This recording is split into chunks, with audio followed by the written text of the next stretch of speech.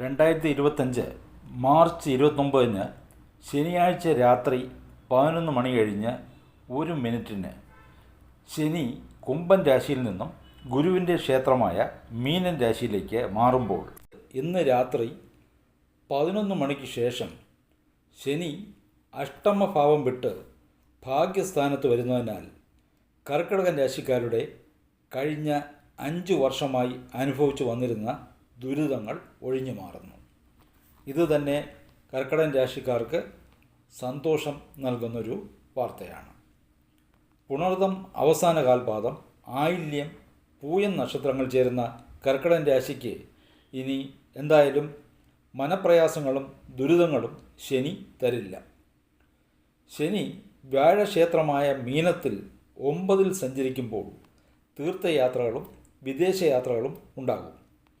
ആത്മീയാചാര്യന്മാരെ കണ്ടുമുട്ടും. വിദ്യാർത്ഥികളായിട്ടുള്ളവർക്ക് ഉന്നത പഠനത്തിന് വിദേശത്ത് പഠിക്കാൻ നേരിട്ട തടസ്സങ്ങൾ മാറിക്കിട്ടും. പുതിയ മുതൽ മുടക്കുകളൊന്നും ചെയ്യരുത്. ബിസിനസ് ചെയ്യുന്നവർക്ക് പുരോഗതി ഉണ്ടാകും.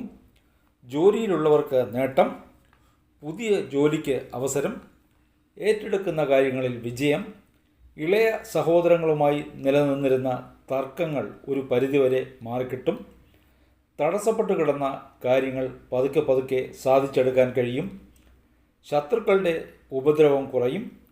നീണ്ടകാലമായി നിലനിന്നിരുന്ന രോഗം ശമിക്കും.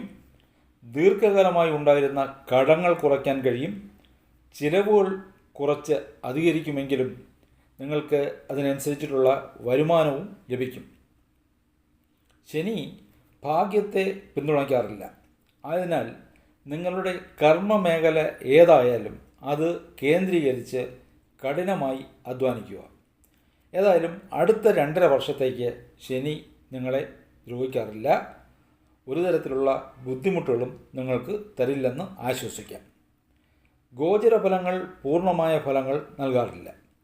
നിങ്ങളുടെ ജനനകാല ജാതക നിലയും നടപ്പ് ദശാഭുക്തിയും അനുകൂലമാണെങ്കിൽ ശനിയെ പേടിക്കേണ്ട ഒരു കാര്യവുമില്ല.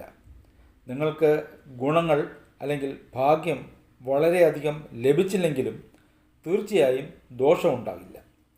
കർക്കിടകൻ രാശിക്കാർക്ക് ഭാഗ്യശനി ഒരു തരത്തിലും ദോഷം ചെയ്യില്ല.